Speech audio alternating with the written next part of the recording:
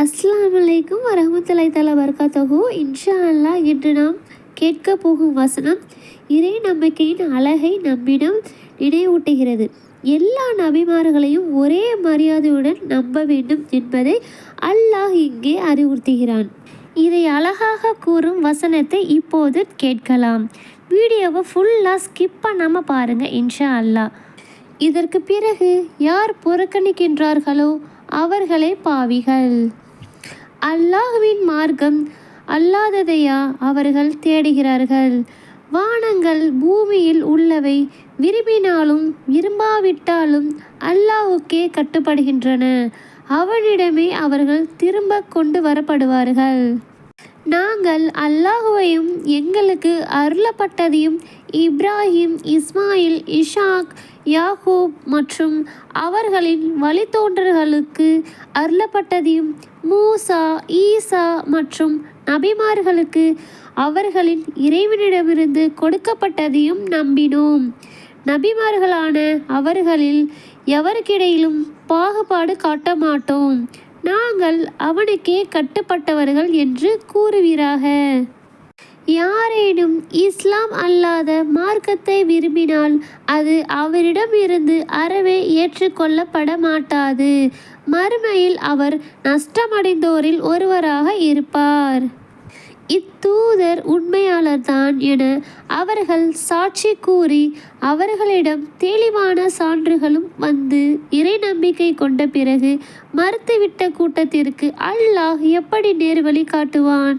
அநியாயக்கார கூட்டத்திற்கு அல்லாஹ் நேர்வழி காட்ட மாட்டான்.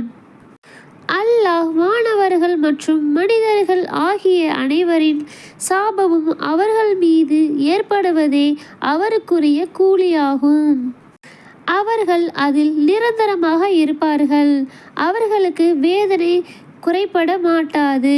அவர்களுக்கு அவகாசமும் அளிக்கப்பட மாட்டாது. இதன் பின்னர் பாவ மன்னிப்பு கோரி சீர்திருத்தி கொண்டவர்களை தவிர அல்லாஹ் மன்னிப்பு மிக்கவன், நிகரில்லா அன்பாளன்.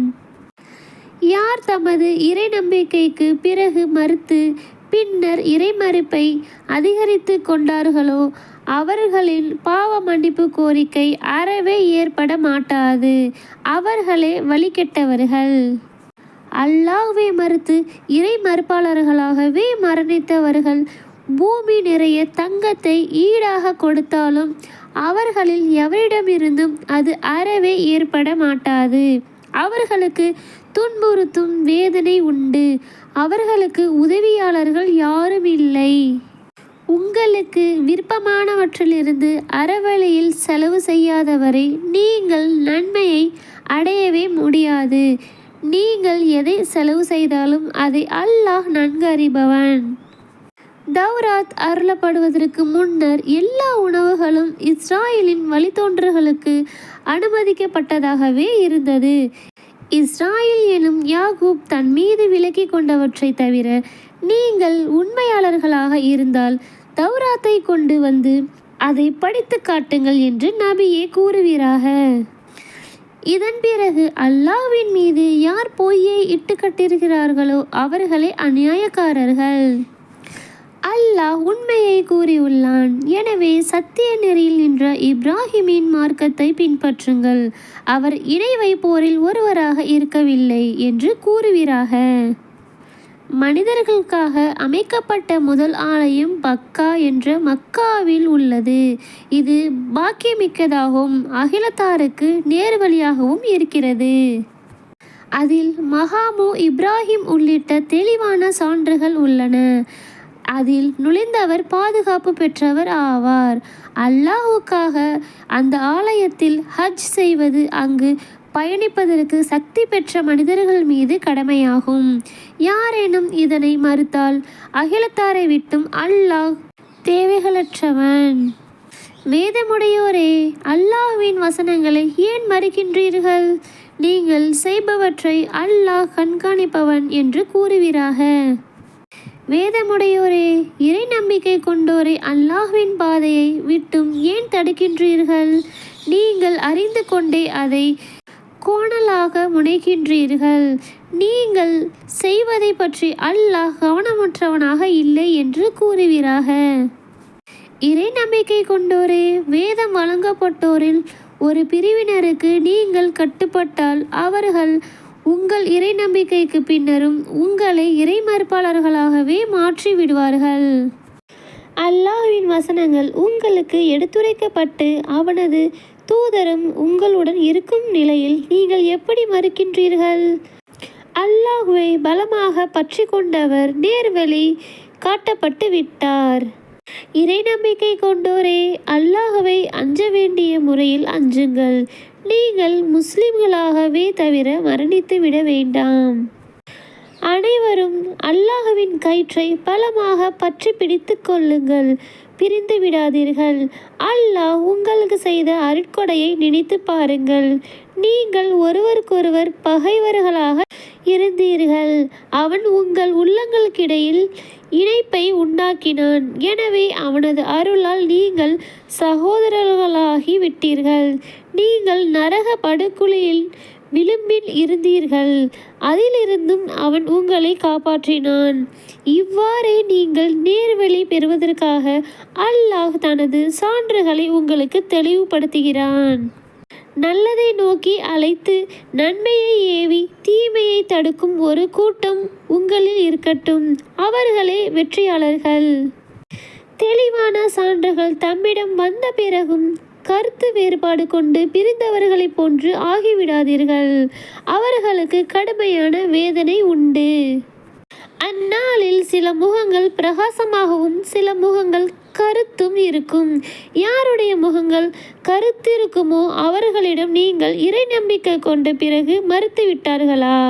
நீங்கள் இறை மறுப்பாளராக இருந்தால் வேதனையை சுவையுங்கள் என்று கூறப்படும். யாருடைய முகங்கள் பிரகாசமாக இருக்குமோ அவர்கள் அல்லாஹ்வின் அருளில் இருப்பார்கள், அதில் நிரந்தரமாக இருப்பார்கள்.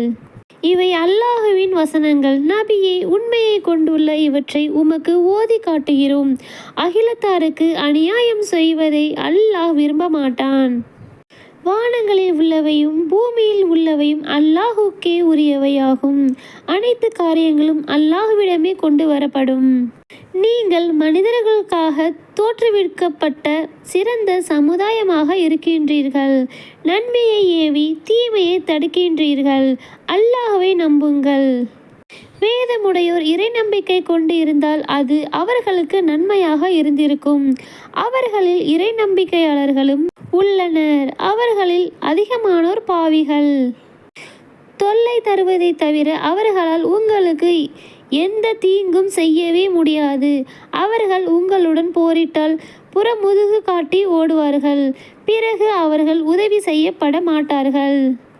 அல்லாஹ்வின் பாதுகாப்பும் மனிதர்களின் பாதுகாப்பும் இருந்தாலே தவிர எங்கே இருந்த போதும் அவர்களின் மீது இழிவு விதிக்கப்பட்டு விட்டது.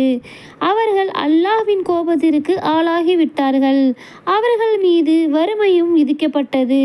அல்லாஹ்வின் வசனங்களை மறுப்போராகவும் அநியாயமாக நபிமார்களை கொலை செய்வோராகவும் இருந்ததே இதற்கு காரணம். அவர்கள் மாறு செய்து வரம்பு மீறுவர்களாக இருந்ததும் இதற்கு காரணமாகும். அவர்கள் சமமானவர்களாக இல்லை. வேதமுடையோரில் நேர்வழியில் நிலைத்து நிற்கும் ஒரு கூட்டத்தினர் இரவு நேரங்களில் அல்லாஹ்வின் வசனங்களை ஓதுகின்றனர், சஜிதாவும் செய்கின்றனர். அவர்கள் அல்லாஹ்வையும் இறுதி நாளையும் நம்புகின்றனர். நன்மையை ஏவி தீமையை தடுக்கின்றனர். நற்காரியங்களில் விரைந்து செல்கின்றனர். அவர்கள் நல்லவர்கள் ஆவார். அவர்கள் எந்த நன்மையை செய்தாலும் அதற்கான கூலியை பெறுவதற்கு மறுக்கப்பட மாட்டார்கள். இறை அச்சமுடையோரை அல்லாஹ் நன்கறிந்தவன். இறை மறுப்பாளர்களுக்கு அவர்களின் செல்வங்களும் பிள்ளைகளும் அல்லாஹ்விடமிருந்து அவர்களை சிறிதும் காப்பாற்றாது. அவர்கள் நரகவாசிகள். அதில் அவர்கள் நிரந்தரமாக இருப்பார்கள். இவ்வுலக வாழ்வில் அவர்கள் செலவு செய்வதன் உதாரணம் கடும் குளிரான காற்றை போன்றது. தமக்கு தாமே அநியாயம் செய்து கொண்ட கூட்டத்தாரின் பயிர்களை அது தாக்கி அழித்துவிட்டது. அவர்களுக்கு அல்லாஹ் அநியாயம் செய்யவில்லை, மாறாக அவர்கள் தமக்கு தாமே அநியாயம் செய்து கொள்கின்றனர். இறை நம்பிக்கை கொண்டோரே, உங்களையன்றி மற்றவர்களை நெருங்கிய நண்பர்களாக எடுத்து கொள்ளாதீர்கள். அவர்கள் உங்களுக்கு தீங்கிழைப்பதில் சிறிதும் குறை வைக்க மாட்டார்கள். நீங்கள் துன்புறுத்துவதை அவர்கள் விரும்புகின்றனர். அவர்களின் வாய்களிலிருந்தோ வெறுப்பு வெளிப்பட்டு விட்டது. அவர்களில் உள்ளங்கள் மறைத்து வைத்திருப்பதே மிக பெரியது. நீங்கள் சிந்திப்போராக இருந்தால் உங்களுக்கு அடையாளங்களை தெளிவுபடுத்தி விட்டோம்.